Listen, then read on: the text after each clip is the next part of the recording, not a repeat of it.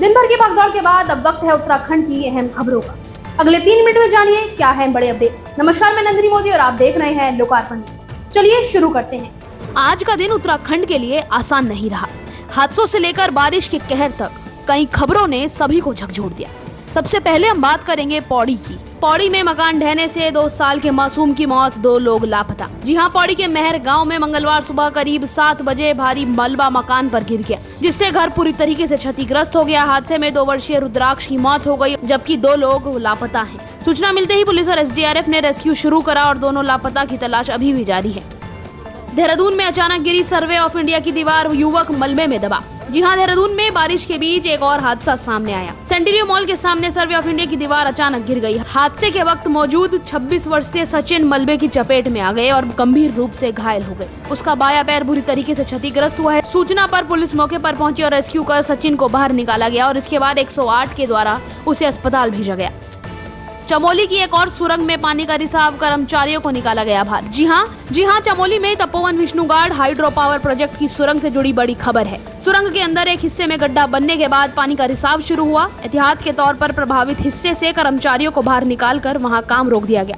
NTPC की team मौके पर विशेष उपकरणों के साथ पानी के रिसाव को नियंत्रित करने के लिए और प्रभावित हिस्से को सुरक्षित करने में जुटी है। पंचम केदार कल्पेश्वर मंदिर परिसर में भारी भूस्खलन, मलबे से बड़ा खतरा। जी हां, चमोली की उर्गम घाटी में लगातार हो रही बारिश के बाद पंचम केदार कल्पेश्वर महादेव मंदिर परिसर भूस्खलन की चपेट में आ गया है। मंदिर के पीछे की ओर से भारी मात्रा में मलबा आने के बाद मंदिर परिसर में मलबा जमा हो गया। राहत की बात यह है कि किसी को भी कोई नुकसान नहीं हुआ। ऋषिकेश में चंद्रभागा नदी उफान पर, कई वाहन पानी की चपेट में। जी हां, ऋषिकेश में मूसलाधार बारिश के बीच चंद्रभागा नदी का जलस्तर अचानक बढ़ गया। तेज भाव और जल भराव के कारण कई वाहन नदी के पानी की चपेट में आकर फंस गए।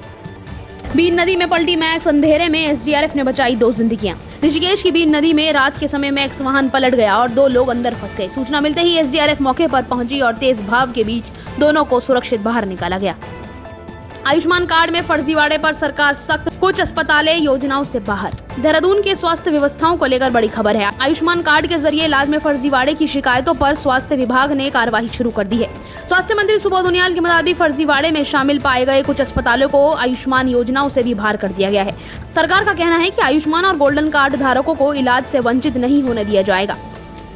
बीजेपी की नई राष्ट्रीय टीम में उत्तराखंड का दबदबा, 4 नेताओं को मिली जिम्मेदारी। बीजेपी की नई राष्ट्रीय टीम में प्रदेश के 4 नेताओं को अहम जिम्मेदारी दी गई है और वहीं पूर्व मुख्यमंत्री तीरथ सिंह रावत को राष्ट्रीय उपाध्यक्ष बनाया गया है।